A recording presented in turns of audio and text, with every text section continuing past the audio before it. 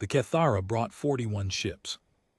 I counted them myself from the sensor console aboard the Ashenveil, our diplomatic frigate, Terran Naval Registry DPF-1104, the only human vessel within visual range of the neutral point. 41 warships arranged in a crescent formation, each one heavier than anything in our diplomatic kit, each one radiating enough thermal output to register on passive scanners at half a light minute. They wanted us to count them. That was the point. Sensor sweep complete, I said. 41 contacts. Lead vessel is their command dreadnought. Hull displacement reads about 900 meters, bow to drive plate. Weapons arrays are powered but not locked. Captain Vasquez didn't look up from the main display. She stood with her hands clasped behind her back, her posture as neutral as the point we'd been sent to occupy. Powered but not locked, she repeated. Note the distinction, Mr. Kessler. Noted, Captain. The Kethara Dominion had never met a human being. No Kethara ship had crossed into Terran-administered space, and no Terran vessel had entered theirs. For 11 years our governments had communicated through intermediaries, the Palani Trade Consortium mostly, who brokered introductions between spacefaring civilizations the way other species brokered grain futures. The Palani had described the Kethara as orderly, direct, and confident in their military standing, which was diplomatic language for what the intelligence briefing said more plainly. The Kethara were a military empire organized around dominance hierarchies. Every interaction was a negotiation of rank. Every first meeting was a display of force. 41 ships was their display. We had one. The Ashenveil was a Heron-class diplomatic frigate, lean, lightly armed, designed to look exactly like what it was, a vessel built for talking, not fighting. Its hull was clean. Its running lights were civil. It carried a complement of 62, including the diplomatic team in the aft module and a naval intelligence liaison who spent most of his time in a locked cabin reviewing files I wasn't cleared to see. I'd been aboard for 14 months. Comms and sensors, second watch. This was my first contact deployment, and I'd expected something more dramatic than sitting in a padded chair watching thermal returns scroll across a display, while Captain Vasquez stood motionless at the center of the bridge like someone waiting for a late transport. The Kethara hailed us at 9:14 fleet time. Terran vessel. The voice was deep and clipped, run through our translation matrix in near real time. This is Commander Vorath of the Kethara Dominion, first claw of the 9th reaching. You have entered the agreed coordinates. Identify your formation and fleet strength. Vasquez stepped to the open channel. Commander Vorath, this is Captain Elena Vasquez of the Terran naval ship Ashenveil, diplomatic frigate 1104. Our formation is as you see it. One vessel. We are here to talk. A pause, 3 seconds, 5. One vessel, Vorath said. Confirmed. I watched the thermal display. Across the crescent, 2 of the Kethara warships adjusted their orientation, a subtle shift, gun ports rotating a few degrees toward us. Not a lock, not yet, just a reminder of geometry.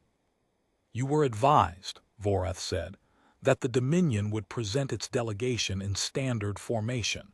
You were given the courtesy of matching. We appreciate the courtesy, Vasquez said.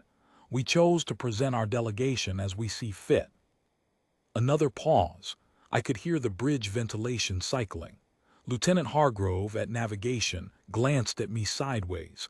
I kept my eyes on the display. Your choice is noted, Vorath said. His tone had shifted, something between amusement and dismissal. The Kethara, according to every briefing I'd absorbed in the months before deployment, calibrated respect by material commitment. Sending one frigate to meet 41 warships was either an insult or an admission of inferiority. In their framework, there was no third interpretation. The diplomatic session opened formally at 9:30. The aft module patched into the main channel. Ambassador Linden and his team began the structured exchange of governmental positions, territorial claims, trade frameworks, Standard procedure. Dry as dust. The Kethara responded to every overture with counter-proposals that assumed a superior negotiating position. They weren't hostile. They were operating from the assumption that they held the table and the chairs, and the room the table sat in. By 10:15, the register had changed. Voreth interrupted the ambassador mid-clause. "Your delegation speaks of mutual frameworks," he said, "but your presence speaks differently. One ship. No escort, no support vessels. The Dominion does not negotiate from a posture of charity. If Terran space cannot field a formation for its own introduction, we must consider what precisely it is we are being introduced to." I felt the bridge tighten. Not visibly, no one moved, no one spoke out of turn. But the air pressure changed the way it does when a room full of trained people all arrive at the same conclusion simultaneously. Vasquez stepped back to the main channel. "Commander Voreth, the Terran Naval Service appreciates directness, so I will be direct. The Ashenveil is our diplomatic vessel. It is not the extent of our presence." Silence. I saw it on the thermal display before Voreth responded, a ripple across the Kethara crescent, 3 warships adjusting orientation simultaneously, gun ports cycling from powered to active alignment. Not a weapons lock, but one step short. "Clarify," Voreth said. Vasquez looked at me. Not at navigation, not at the tactical officer, not at the intelligence liaison who had appeared in the bridge doorway with his arms folded. At me, the comms officer. "Mr. Kessler," she said, "transmit the Veil Protocol." I'd been briefed on Veil Protocol 9 days before departure. Rear Admiral Chen had explained it in a secure compartment on Blackwell Station with no windows and a signal jammer bolted to the ceiling. The protocol was a single coded burst, 6 characters, compressed, aimed at no specific recipient. I had not understood what it was for. I had not asked. "Veil Protocol transmitted," I said. Nothing happened for 4 seconds. Then my display changed. 12 new thermal contacts materialized simultaneously, not approaching, not arriving, not translating in from distant space. They were already there. They had been there. Terran naval warships, Wolf-class destroyers and Harkin-class heavy cruisers, arranged in a sphere around the Kethara crescent at a range of 40,000 kilometers. Their stealth fields dropped in unison, and my passive scanner showed me a picture that had existed all along, hidden behind the electromagnetic silence of cloaking systems I had not known we possessed. 12 warships, every one of them heavier than the Ashenveil. Every one of them carrying weapons arrays that made the Kethara Command Dreadnought look like a patrol cutter with pretensions. I stared at the display. The sphere was perfect equidistant spacing, overlapping fields of fire, no gaps. They hadn't maneuvered into position during the talks. They had been holding station for hours, possibly days, drifting cold in the dark with drives silent and hulls masked, while 41 Kethara warships arranged themselves inside a cage they never detected. The bridge went still. Hargrove had stopped breathing. The intelligence liaison unfolded his arms and leaned against the doorframe as if he were watching a weather report. On the Kethara side, the crescent formation broke. Not violently, there was no scramble, no emergency burn, but the geometry dissolved. Ships drifted out of alignment as new data reached their commanders. Gun ports that had been cycling toward us swiveled aimlessly, trying to track contacts that surrounded them on every bearing and every inclination.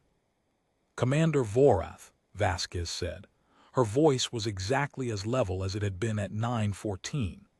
"As I mentioned, the Ashenveil is our diplomatic vessel. It is not the extent of our presence. The Terran Naval Service does not negotiate from charity either. We simply prefer not to lead with it." Voreth's channel was open. I could hear background noise, sharp voices overlapping, the clatter of a command bridge processing information it had not anticipated. It took 11 seconds for him to speak. "Your escorts," he said. "They were in position before we arrived." Yes, Vasquez said. Before our formation was established. Yes. The longest silence of the morning. Your weapons, Vorath said, are they locked? Powered, Vasquez said. Not locked. Note the distinction, Commander. The Kethara weapons powered down at 10:22, all 41 ships, simultaneously. I watched it happen on the thermal display, heat signatures dropping in a cascade from the command dreadnought outward, each ship following the lead vessel within fractions of a second. Military discipline. Whatever else the Kethara were, they understood a chain of command. The diplomatic channel reopened at 10:31. Ambassador Linden resumed the structured exchange. The Kethara counter-proposals were different this time, less positional, more procedural. The language of equals. Vorath did not interrupt again. I sat at my console for the remaining 4 hours of the session and watched the thermal display. 12 Terran warships held their sphere in absolute silence, drives barely registering above background radiation. They didn't advance. They didn't tighten formation. They simply remained in the positions they had always occupied, doing what they had always been doing, which was nothing at all except being present. That was the part I think the Kethara could not reconcile. Not the firepower, not the tonnage, not the fact that 12 heavy warships had materialized from empty space. It was that we had been there the entire time, holding every angle, and we had not said a word until someone asked. Captain Vasquez returned to her position at the center of the bridge, hands behind her back, posture neutral. Same woman who had opened the channel 5 hours earlier with nothing in her voice that didn't belong there.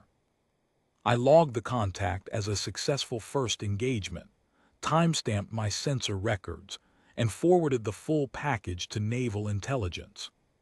14 months on the Ashenveil, and that was the only morning I understood why they'd assigned a comms officer to a diplomatic frigate. Some messages don't live in the words you send. They live in the ones you hold back.